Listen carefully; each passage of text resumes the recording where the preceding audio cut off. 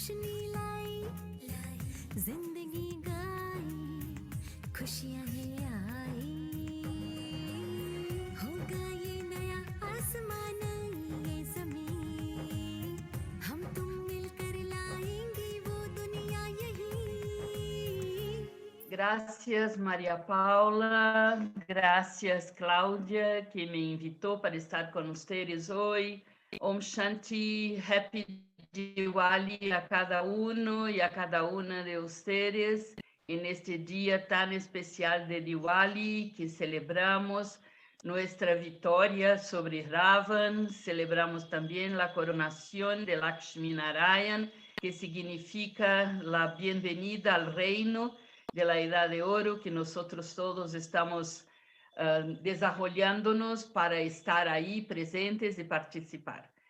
Y vamos a compartir hoy sobre el Gita. Hace algunos meses, Cláudia me invitó para compartir sobre el Mahabharata. Entonces, solamente para situar todo como es, el Mahabharata es la epopeya, la escritura más grande, donde habla sobre la situación, la vida, la historia toda de la familia, de la dinastía de los Kurus.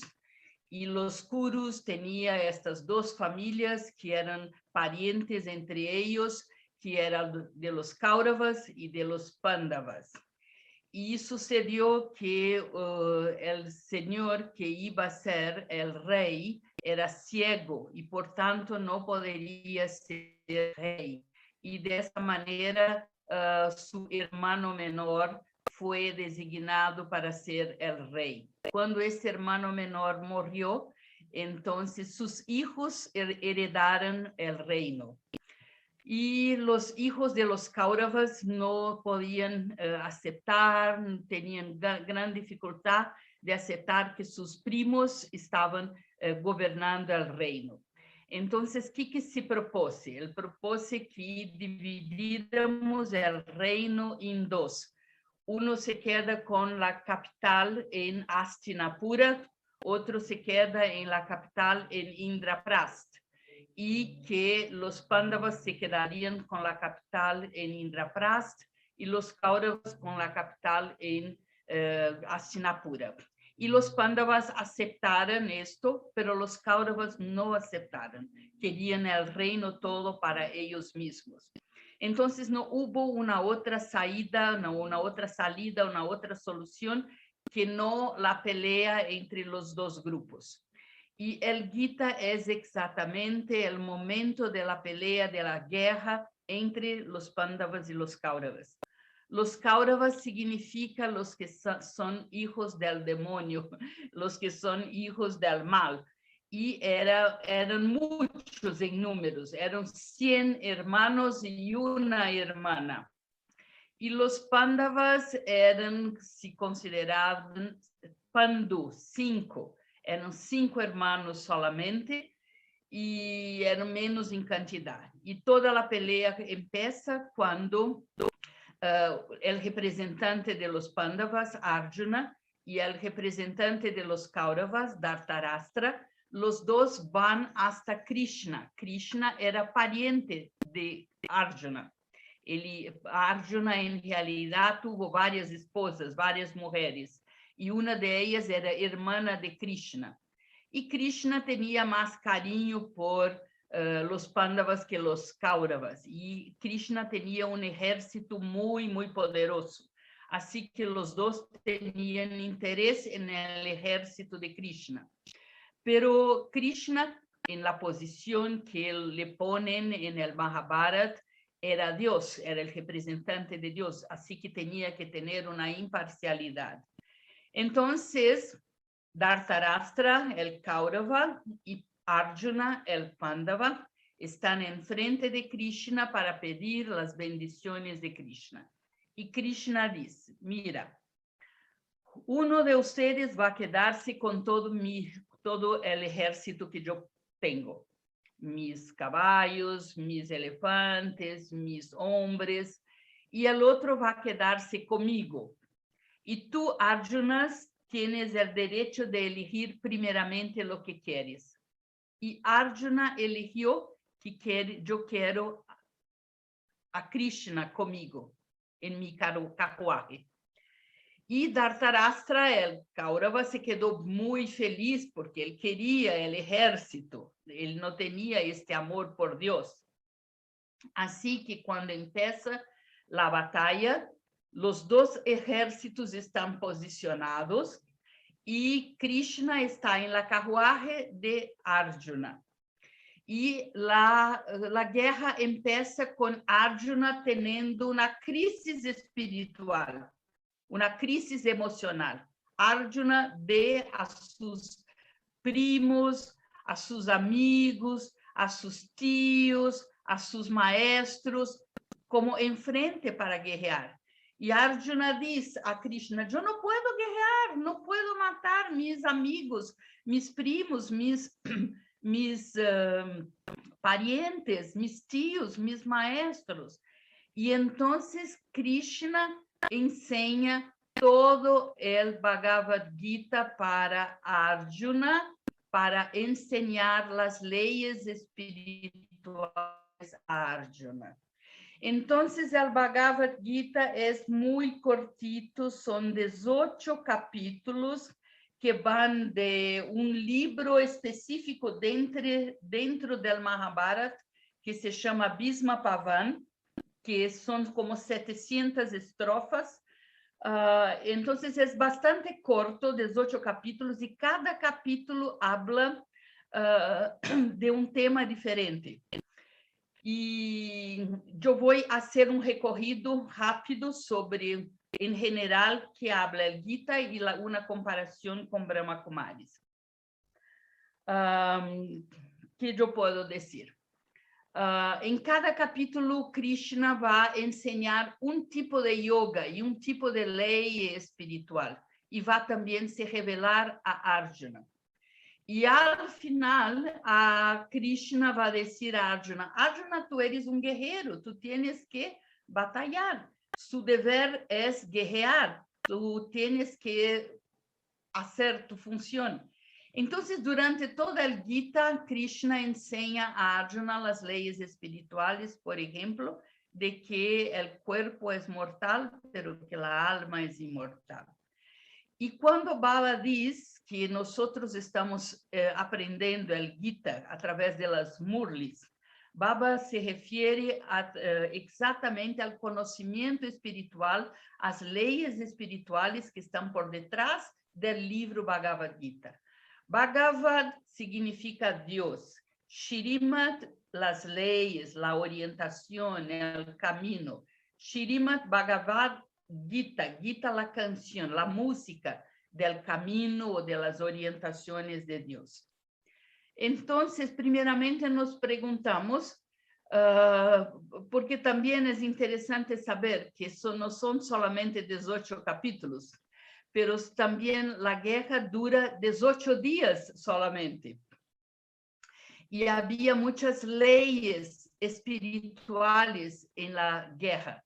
Por ejemplo, no se podía guerrear en la noche, no podría se guerrear cuando no hubiera luz del día, no pudiera sacar la arma para matar si el otro soldado no estuviera con su arma en este momento, no pudiera matar para mirar las piernas, para alejar, dejar deficiente el otro del ejército.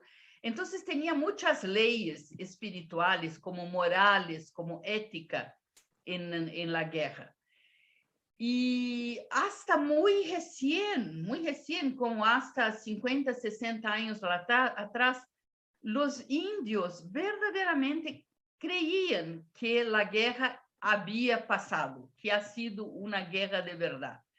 Y ha sido el primer ministro de la India, que se llamaba Radhakrishna en esta época, que explicó a la gente diciendo, no, esto es una metáfora, es una alusión, no son, na verdade, no es verdad que la guerra realmente pasó, es simplemente una historia sobre la batalla entre el bien y el mal que pasan dentro del alma humana. Entonces, la primera pregunta es, ¿dónde acontece la guerra del Mahabharata?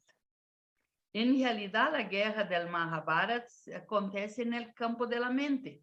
O sea, en el espacio entre el corazón y el intelecto, que es donde nosotros estamos viviendo en nuestras vidas espirituales. Entonces, la primera cosa es esta guerra del Mahabharata y esta guerra donde Krishna enseñó el Gita es una guerra que acontece en nuestras mentes.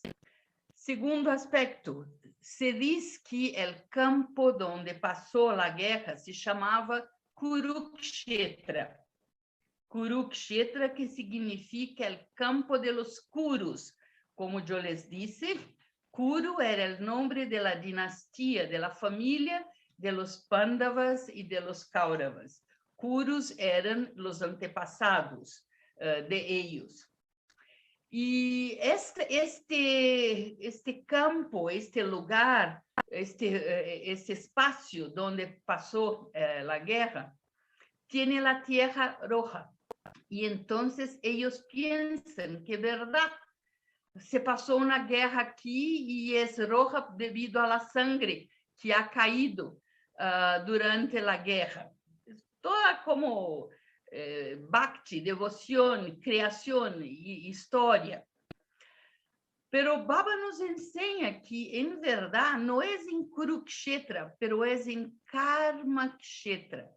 Nosotros estamos batallando esta guerra espiritual en el campo de nuestros karmas. Estamos aquí batallando para nos tornarmos karmatit, para nos tornarmos livres de la cuenta kármica que estamos afrontando y experimentando en nuestras vidas.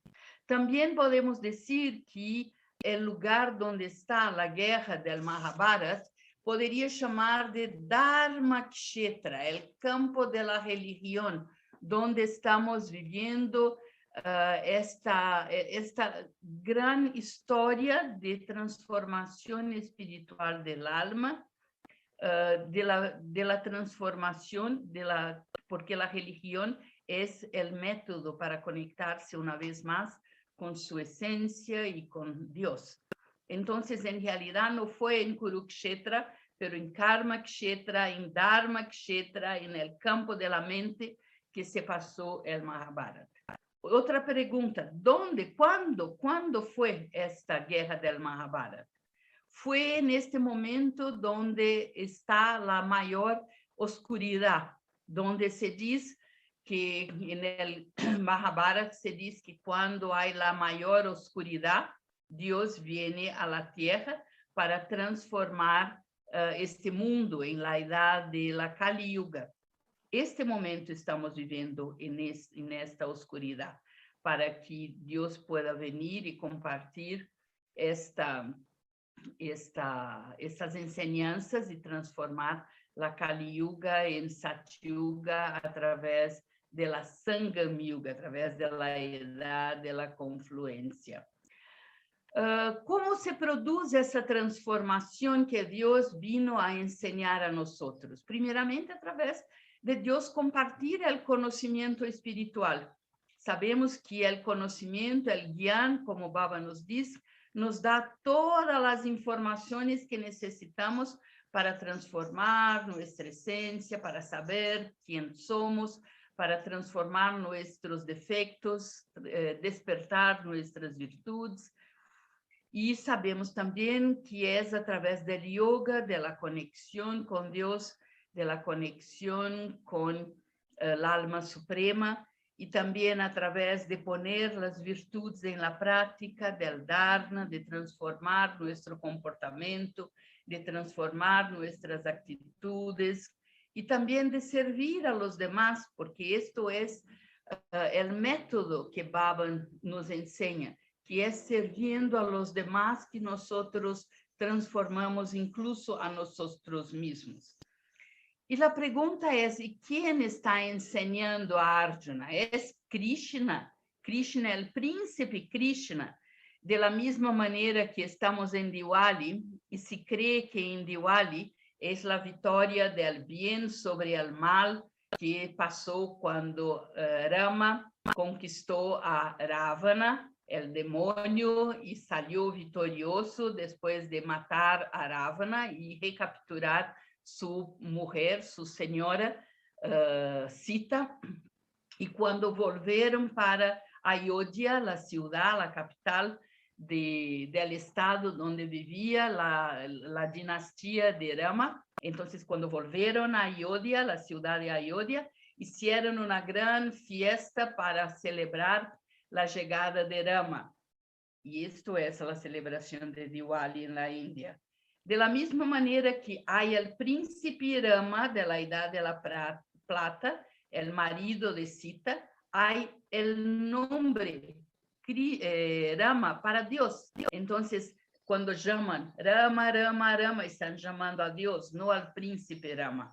De la misma manera, la palabra Krishna significa el más bello, el que atrae el corazón de todos los devotos. Esto es lo que significa la palabra Krishna. Y este que acepta, que cría este amor en el corazón de todos, no es el príncipe Krishna, pero es el Dios mayor. Entonces es como si Krishna fuera también un título para Dios. En el Bhagavad Gita, en el libro Bhagavad Gita, la palabra Krishna solamente aparece 3 veces. Solamente 3 veces. En todos los capítulos, el capítulo empieza Bhagwan Uvacha. Dios habla. Entonces, nosotros vemos que confundizaron Krishna, el príncipe, con Dios. Y en todo el Bhagavad Gita hay muchos nombres que se refieren a Dios, como todo el poderoso, como el donador de todas las virtudes, que certamente no es Krishna, pero certamente es Dios. ¿Qué más que puedo compartir? Y entonces hay como esta confusión que Baba siempre en la Murli nos enseña diciendo que por qué confundizaron Dios con Krishna, la gente va al príncipe Krishna y piensa que él es Dios y se olvidaron quién realmente habló el Gita. Recordar que Dios actúa a través de Brahma, Vishnu y Shankar. Y el príncipe Krishna es la encarnación de Vishnu. Entonces, junto con la encarnación de Vishnu y el rol de Krishna, Baba dice que él también opera la encarnación de Brahma y la encarnación de Shankar. Entonces, esto también podemos entender claramente. En todos los capítulos del Gita, yo hice un resumen aquí y voy a compartir sobre los capítulos con cada uno de ustedes. Entonces, una hermana está preguntando, ¿es correcto decir que cuando Krishna dice, Krishna habla, el correcto es Dios habla? Sí, seguro. Quien habla, Bhagwan Uvacha, Dios habla y no Krishna habla. Confundizaron el príncipe Krishna con Dios por los atributos de Krishna, que era perfecto, que era muy lindo, que era muy atractivo, que tenía muchos poderes, porque en la Edad de Oro la gente verdaderamente tenía muchos poderes espirituales, tenía la conciencia espiritual más pura. Y cada capítulo del Gita tiene un tipo de yoga. Entonces, durante todo el Gita se describe varios tipos de yoga. Y hay cosas que están en el Bhagavad Gita que no están de acuerdo con lo que Baba nos da en términos de enseñanza.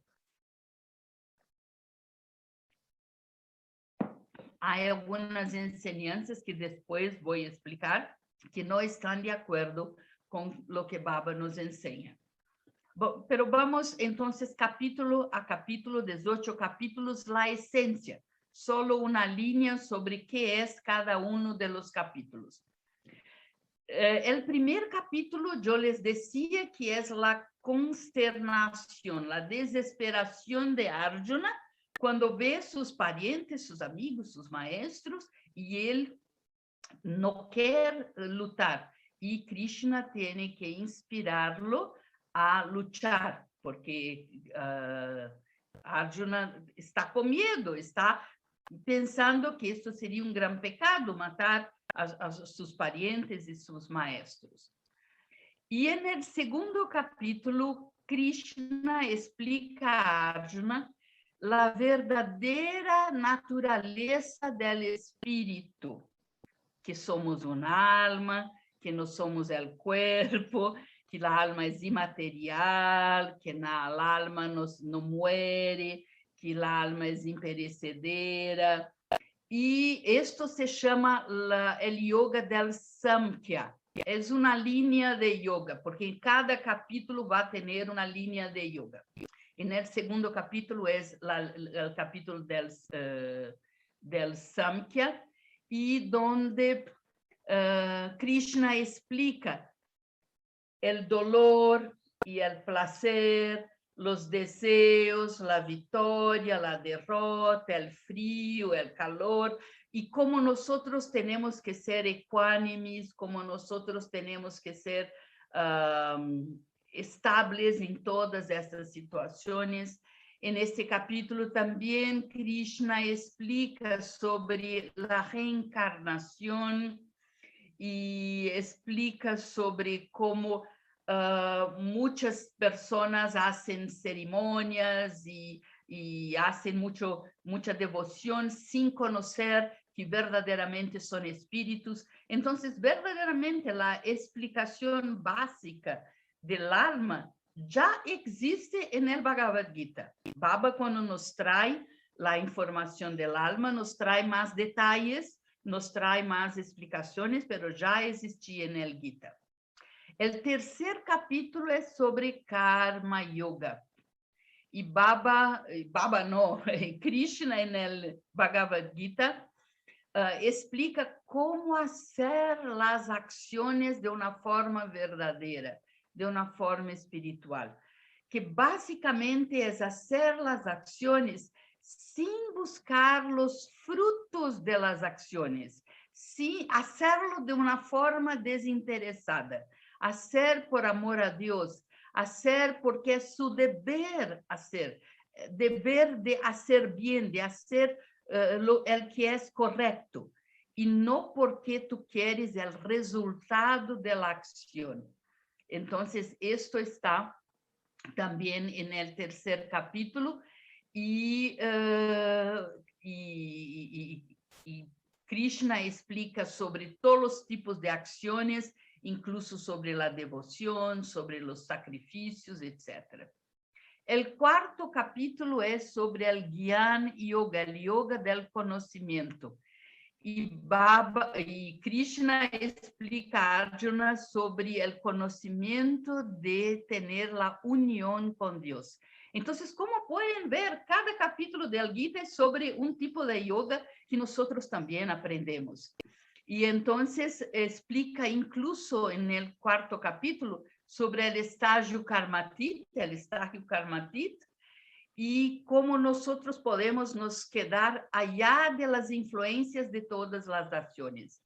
Y en este capítulo 4 se explica sobre el conocimiento de la acción, el conocimiento de la inacción y el conocimiento de la mala acción, karma, vikarma y akarma. El que Baba explica a nosotros está en el Gita, en el cuarto capítulo. Y que a través del conocimiento nosotros podemos lograr la liberación de nuestros pecados, porque el conocimiento trae la verdad, lo que es verdadero para nosotros, que acaba con todas nuestras dudas y todas nuestras ilusiones. El quinto capítulo es sobre sannyas yoga, sobre el yoga de la renuncia de la acción. Y en este momento, Arjuna pregunta a Krishna, pero si es tan importante renunciar la acción, yo quiero renunciar la acción, yo no quiero pelear, no quiero más.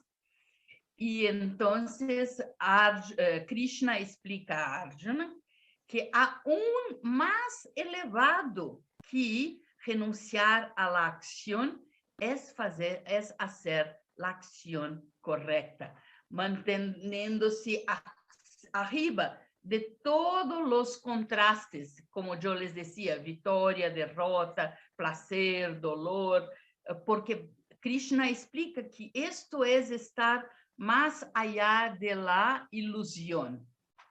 Y hay una frase interesante en el Gita que Krishna dice que solo se puede renunciar a la acción si tú tienes el conocimiento y la experiencia de la acción. Esto es muy interesante porque la verdadera renuncia no es la renuncia de lo que nosotros no tenemos, pero la verdadera renuncia es la renuncia de lo que nosotros tenemos, de lo que nosotros conocemos, de lo que nosotros entendemos como no siendo la principal o la verdadera actitud en la vida. El sexto capítulo es sobre Raja Yoga. El yoga real es sobre la autorrealización, el sendero de la meditación, la unión con Dios. Pero en el Bhagavad Gita se tiene la visión de Dios como el absoluto, como Brahman. Esto es una de las cosas que yo les decía, que hay cosas en el Gita que no son de acuerdo con el conocimiento de Baba. Porque Baba nos enseña que Dios es un alma, que Dios no es el absoluto, que Dios no es Brahman, la luz del mundo incorporal. Entonces, el Raja Yoga que hay en el libro Bhagavad Gita es un poco diferente. Es tener la sabiduría y el conocimiento para volverse amigo de tu propio interior y acabar con toda la ilusión que inclusive domina nuestra mente y nuestros cuerpos. Entonces, en este capítulo de Raja Yoga, junto con hablar de la conexión con Dios y sobre la meditación, habla también de la importancia de los esfuerzos espirituales en la vida. El séptimo capítulo es sobre el principio de la materia y el principio del espíritu. Prakriti y el espíritu Purusha. Entonces, explica lo que es material y lo que es espiritual y el discernimiento entre los dos que nos lleva a la perfección. Y nos explica también en ese capítulo que la adoración de las deidades es una forma limitada, menor, y que la devoción de este ser absoluto es la devoción más elevada. En el octavo capítulo habla sobre el ciclo del tiempo, pero también en el libro de Bhagavad Gita se tiene una visión muy amplia del tiempo. Baba siempre habla esto en las Murlis. Creen que hay 4.200.000.000 de años en cada ciclo. No entienden que el ciclo es más chiquito de 5.000 años, pero es muy interesante como en el octavo capítulo se habla del ciclo y también se habla de llegarnos a esferas supremas, esferas superiores y de la meta de tenermos una unión con Dios.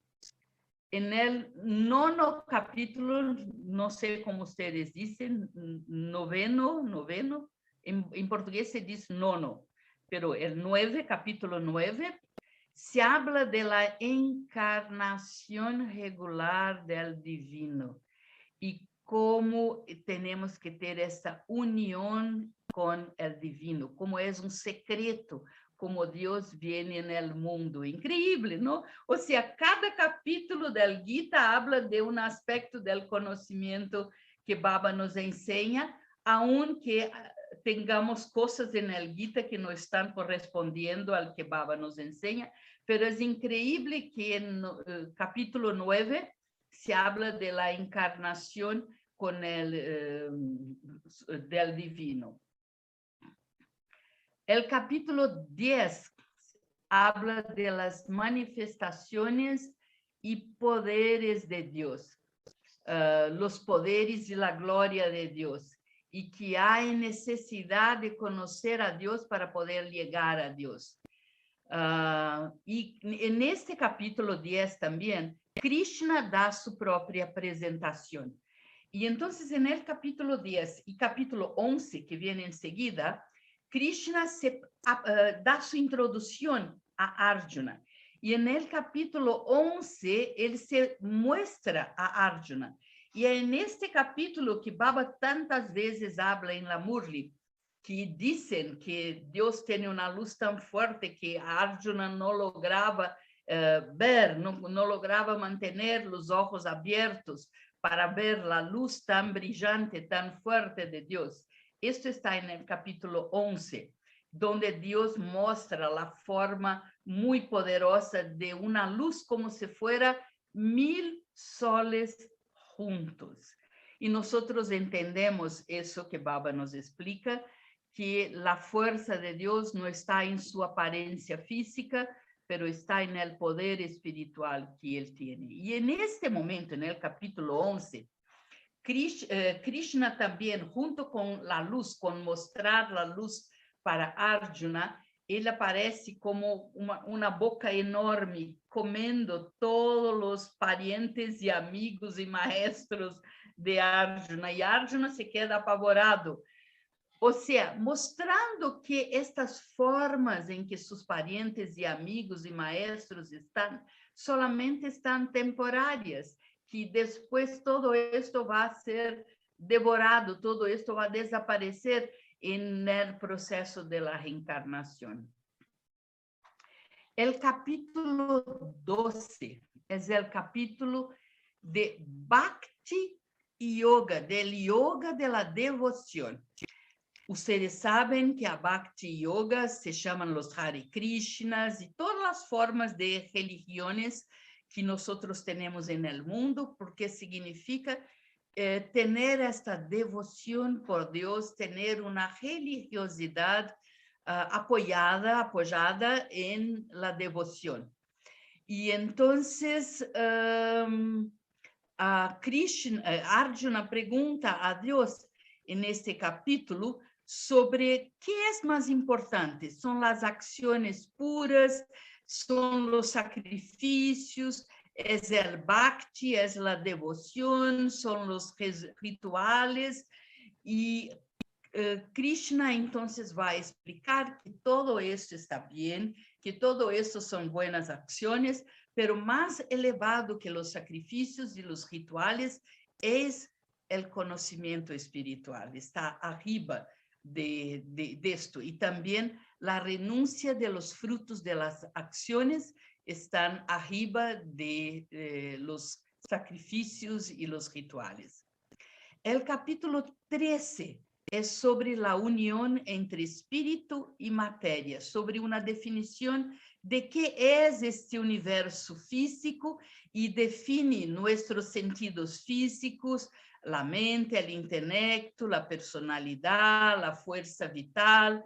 Y en este capítulo 13, Krishna explica que hay 5 formas de llegarmos ao espírito: la meditación, el pensamiento profundo, la renuncia, las buenas acciones y la fe.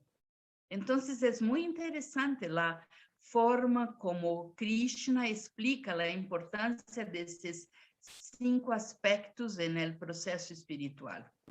El capítulo 14, Krishna explica sobre los 3 gunas: Sattva, rajas y tamas, que están conocidos de nosotros, porque Baba siempre nos explica: sattva, la armonía, la pureza, la felicidad, el resultado del conocimiento; rajas, la actividad, el movimiento, la emoción, el deseo, la agitación, la obstinación, la acción; y tamas, la oscuridad, la inercia, la indolencia, la pereza, la vanidad, la falta de ideas. Entonces es interesante, porque la falta de ideas es peor do que la agitación.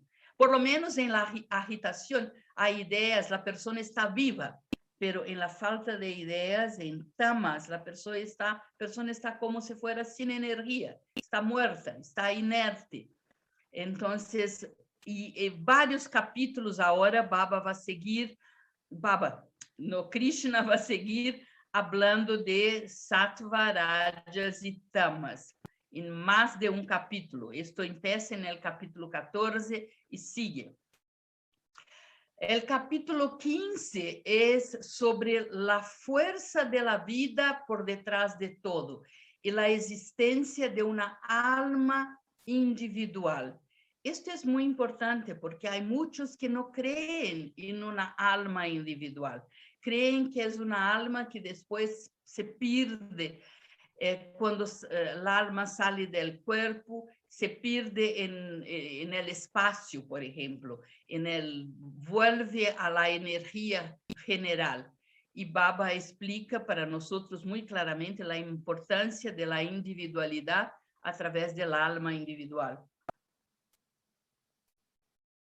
E no Bhagavad Gita isto não está muito claro, porque confundizam pouco a alma individual com este absoluto, com este Brahman, que têm a ideia de que quando a alma sai do corpo, se fundiza com esta energia do absoluto. E no capítulo 16 se hace um paralelo entre lo que é divino e lo que é demoníaco. E mostra muito claramente que o ser humano é um microcosmos. Existe o cosmos maior e o ser humano é um microcosmos. E há uma descrição muito claramente de que é caridade, de quais são os seres humanos que são buenos, de quais são os seres humanos que são malos. Então, este é o capítulo 16. En el capítulo 17, Krishna va a volver a hablar de sattva, rajas y tamas, pero dentro de un otro contexto muy interesante, que es el de la fe. Que hay una fe que es suprema, que es sublime, que es una fe sáttvica, que hay una fe que es la fe que Krishna explica, que la fe sáttvica es la fe que adoran los santos y los dioses. La fe rajásica es la fe que adoran los héroes. Y la fe tamásica son los que adoran los espíritus infernales y que mortifican su cuerpo. Entonces, un poco diferente de que nosotros creemos, porque para nosotros la fe suprema, la fe sattva, es la fe en Dios supremo. Pero ellos colocan que la mejor fe en el Bhagavad Gita es también la fe en los santos y los dioses. Y en el último capítulo, Krishna explica a Arjuna sobre Tyag, la renuncia, y la diferencia entre Tyag, la renuncia, y Sannyas, que es la abstención. Y explica, una vez más, va a hablar de sáttvico, rajásico y tamásico, y va a explicar a Krishna va a explicar a Arjuna que ele tiene que luchar, porque ele tiene que llenar su deber de un guerrero. Y él tiene que acabar con todos sus apegos para tener la victoria.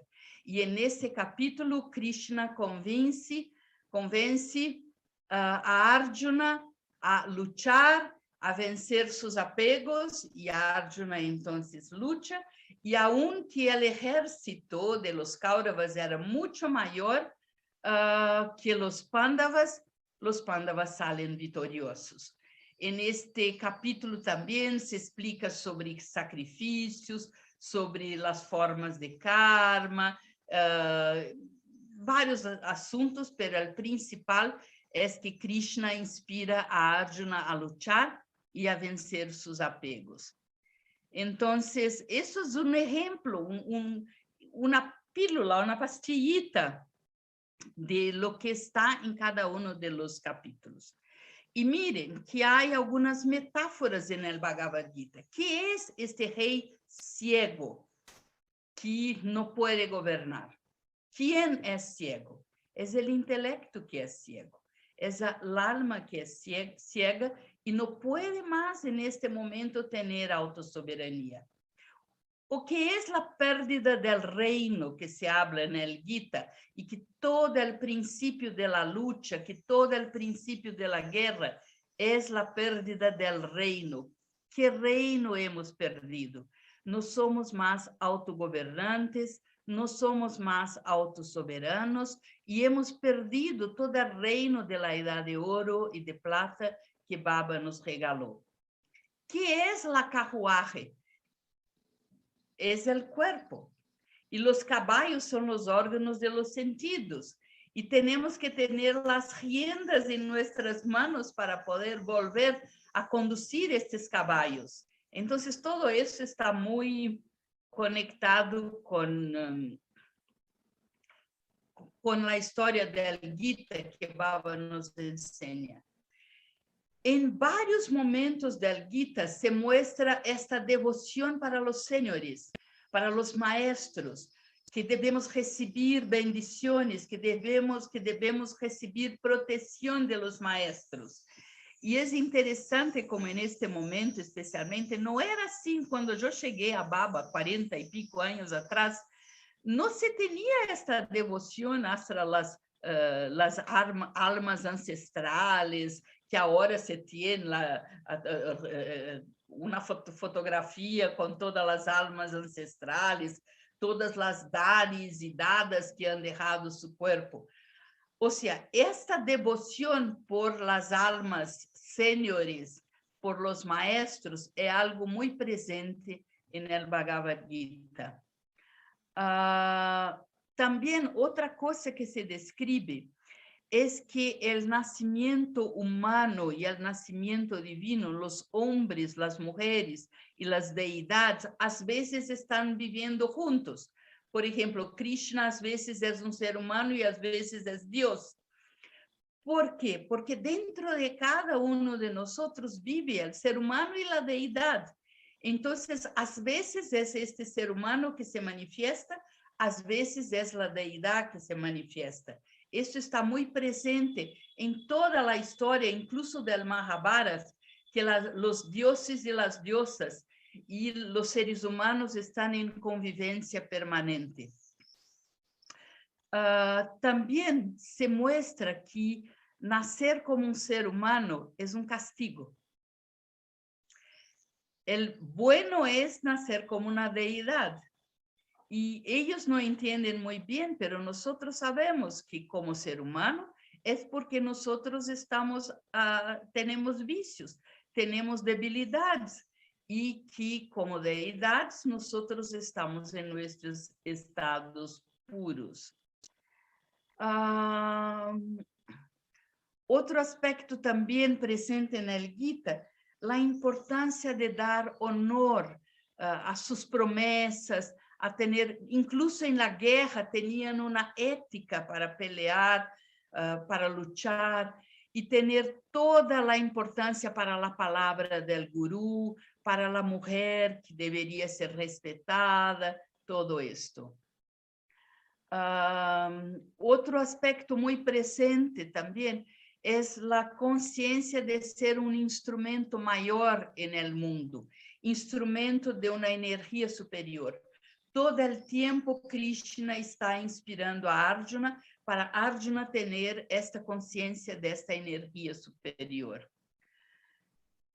Otro aspecto del Gita es la importancia de luchar, de actuar, no dejar de hacer acciones, pero hacer acciones con la forma y la conciencia correcta.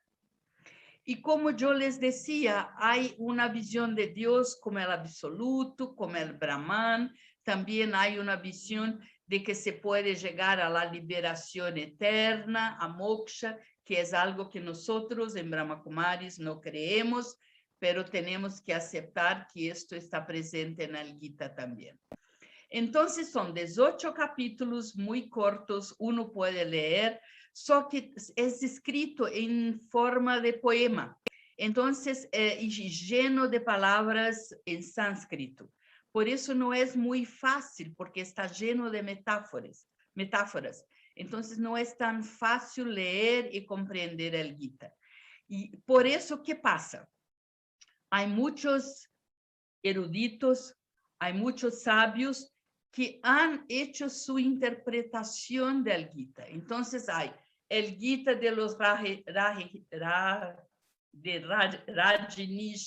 el Gita de los Hare Krishnas, el Gita de varios gurus. Cada guru da su interpretación del Gita. Por eso no es tan fácil entender. Pero el Gita de los Hare Krishna, si ustedes quieren leer, se mantengan en solamente el poema, no en la explicación del poema, que ellos van a dar la explicación de acuerdo con su filosofía. Y esto es bien interesante, se puede tener una visión mayor de lo que hablé para ustedes. Entonces son 18 capítulos que empiezan con la confusión mental de Krishna y que terminan con, de Arjuna, discúlpeme, y que terminan con Krishna convenciendo a Arjuna a pelear y los Pandavas son victoriosos. Yo he hecho un artículo sobre el Mahabharata y sobre el Gita que yo he compartido con la familia de Brasil. Y yo pedí para una hermana que ustedes creo que conocen, a Márcia Carmo, que era de Costa Rica y que está viviendo en Brasil ahora. Yo pedí a Márcia Carmo que traducisse en español y Márcia lo hizo. Así que yo pasé para Cláudia y Cláudia me dice que compartió en el chat el link para ustedes. Ustedes pueden bajar este link, poner en papel y estudiar y leer, y ahí hay todos los detalles que en esta clase simplemente hablé de una forma más cortita, simplemente una visión general, y ahí está todo lo que ustedes pueden tener. Y si alguien no logra bajar en el chat de esta Zoom, puede pedir a Cláudia o puede pedir a mí y yo les envío en separado por WhatsApp, ¿ok? Entonces, ahora estoy dispuesta para alguna pregunta que quieran. Déjame ver. María Paula, tú vas a compartir si hay alguna pregunta. No sé si hay.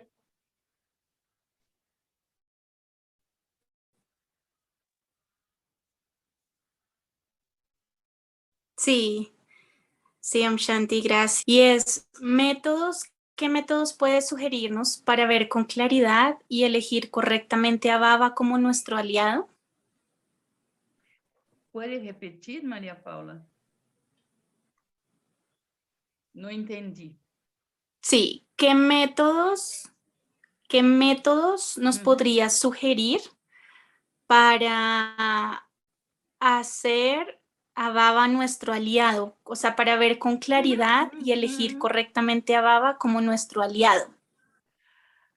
Mira, cuando Arjuna elige a Krishna y está enfrente a Krishna, Krishna está recostado y Duryodhana y Arjuna, los dos llegan a Krishna, la elección de Krishna, de Arjuna, fue para que Krishna pudiera estar en su lado. Entonces, ¿cómo hacemos Dios nuestro aliado, de estar en nuestro lado. Yo creo que las 4 materias principales del Raja Yoga explican muy claramente esto, que tenemos que tener yoga, tenemos que tener gyan, tenemos que tener dharana y tenemos que tener una vida de servicio, que servicio es la expresión de un verdadero Brahmin. Un verdadero Brahmin tiene las ganas de traer la benevolencia, traer la luz para las demás personas.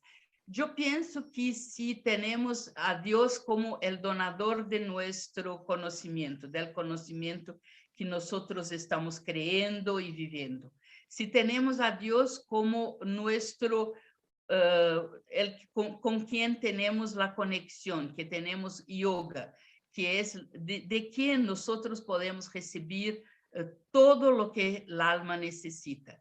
Si ponemos en la práctica todo que Dios nos enseña y así cambiamos nuestra forma de ser, nuestra forma de vivir, nuestra forma de comportar, y si vivimos para ofrecer a los demás también esta luz y esta benevolencia, creo que así estamos haciendo Dios nuestro aliado. Creo que cuando nosotros salimos del Dhyana, Yoga, Dharana y Seva de Baba, estamos saliendo de la orientación de Baba. Si estamos en el camino que Baba nos enseña, estamos garantizando la protección y la ayuda de Baba. Fantástico, fantástico, gracias. Y para finalizar este encuentro, una última pregunta, que de acuerdo a tu experiencia personal como BK, ¿qué métodos nos podrías dar para conquistar el apego? Creo que cuanto más tenemos amor por Baba y valoramos a Baba, y tenemos que hacer un trabajo intelectual también sobre esto, porque no nacemos, pocas personas, muy pocas personas han nacido con el amor de Baba ya en su corazón. Tenemos que aprender a amar Baba, tenemos que desarrollar este amor por Baba. Y eso se desarrolla mucho a través del intelecto, entendiendo lo que podemos recibir de Baba, entendiendo especialmente que estamos en la edad de la confluencia y que este es el único momento para estar en la compañía de Dios. Entonces, con este aspecto intelectual, del intelecto muy claro, muy vivo, de que no podemos desperdiciar nuestra edad de la confluencia, donde Dios está nos enseñando, donde Dios está a nuestro lado, donde estamos en la compañía de Dios, entonces tenemos que amar a Dios sobre todas las cosas. Tenemos que priorizar a Dios y de esta manera vamos, no dejando de amar, no dejando de valorar nuestros amigos, nuestros parientes, nuestros padres, padre y madre, nuestro marido o esposa, pero a través de valorar Dios sobre todas las cosas. A Dios tenemos el amor extra y a las otras personas y las otras situaciones tenemos solo amor. Y creo que es como natural, valorando más y más a Dios, vamos bajando nuestro apego en relación a las otras personas. Es un proceso de madurez espiritual. Cuanto más tú te tornas, por ejemplo, voy a dar un ejemplo simple, ¿ok? Que es para terminar. Cuando yo era niña, yo estudiaba en una escuela donde las otras niñas, porque era una escuela solamente para mujeres, y yo tenía 7, 8 años, las otras niñas, era una escuela de niñas muy ricas, pero mi familia era bien, pero no era muy rica. Y los padres de estas niñas iban siempre a los Estados Unidos, iban a Europa, y mis padres no iban a Europa y Estados Unidos frecuente. Entonces, estas niñas, elas tenían objetos muy valorosos que solo tenían los Estados Unidos. Porque en esta época no había globalización como hay hoy, que hoy se puede comprar cualquier cosa de cualquier parte del mundo. Y yo me acuerdo muy bien que en esta época había unas gomas para escribir y para apagar, que tenían olor de morango, de fresas. Y yo me recuerdo que yo quería tanto tener una goma con olor de fresas. Y hoy, ¿qué significa una goma para mí? No significa nada. Pero cuando yo tenía 7 años, significaba muchas cosas. Entonces, mi madurez hoy me hace gustar, querer, hacer otras cosas. Creo que es el mismo con la alma, es el mismo espiritualmente. Cuando tú eres infantil espiritualmente, tú eres muy apegado y muy dependiente de otros seres humanos, de objetos materiales, de conforto, pero cuando tú desarrollas una madurez espiritual, entonces naturalmente tú empiezas a dar valor a lo que tiene valor y no dar valor a cosas que no sean tan importantes. Creo que la madurez espiritual es la llave. Sí, gracias, Sister Luciane. Por aquí unas flores para ti, unos Lindo. tulipanes, ¿Son como papolas? especialmente para ti. ¿Tulipas o papolas? Tulipanes. Tulipas. Tulips. Tulipas. Tulipanes, muy sí. lindas, muy lindas. Para Las ti, flores de muchas Colombia gracias. son las más lindas del mundo. ¿Sí? Sí. Gracias, muchas gracias por Ok. compartir. Entonces podemos cerrar con un drishti, podemos abrir nuestras cámaras y al final abrimos Sí, micrófonos estoy para viendo varios de despedirnos. ustedes, a la Om querida Shanti. Juliana, a Andrea de Uruguay, estoy viendo muchos de ustedes, es muy bueno ver a todos ustedes. A cada uno que reconozco y a los nuevos que no reconozco, mucho amor, muchas gracias por esta oportunidad. Y ahora entonces hacemos un momento de meditación. Si ustedes quieren abrir sus cámaras para que yo pueda verlos. प्यारे प्रभु शुक्रिया शुक्रिया आपका प्यारे प्रभु शुक्रिया मुझको जीवन दान दिया अपना बना लिया शुक्रिया आपका प्यारे प्रभु शुक्रिया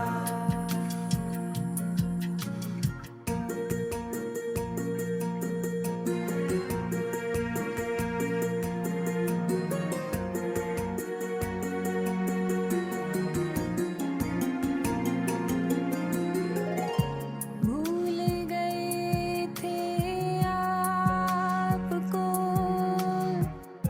कई जन्मों की उलझन में ढूंढते थे आपको पुकारते थे Muy lindos todos. Reconozco a muchos de ustedes, así que es muy bueno verlos.